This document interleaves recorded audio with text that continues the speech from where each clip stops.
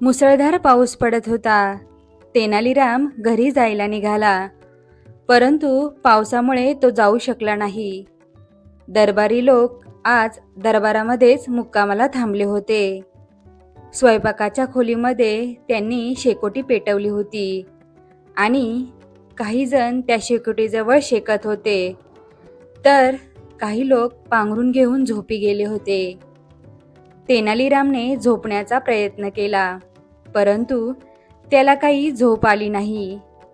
थंडीही खूप वाजत होती. तो शेकोटीजवळ गेला, तर शेकोटीजवळ लोकांची बरीच गर्दी जमली होती. तेनालीरामला बसायला जागाच नव्हती.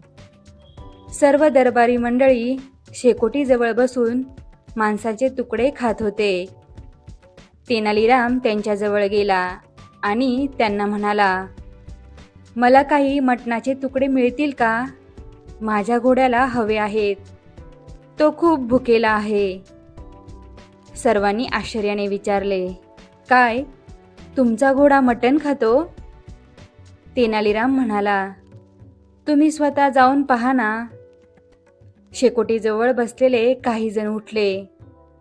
त्यांनी मटणाचे तुकडे घेतले आणि ते तेनालीरामच्या घोड्याकडे गेले. तेवढ्यात तेनालीराम रिकाम्या जागेवर जाऊन बसला आणि शेक घेऊ लागला.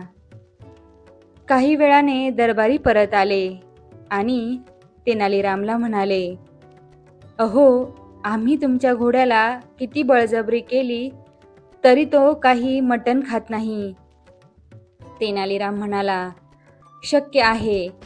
आता त्याला कळलं की त्याच्या मालकाला ऊब मिळाली, म्हणून त्याने मटणाचे तुकडे खायची कल्पना सोडून दिली असेल.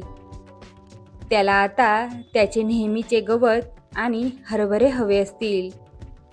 असे म्हणत तेनालीराम शेक घेऊन उठला आणि आपली युक्ती नीट पार पडल्याने खुश झाला.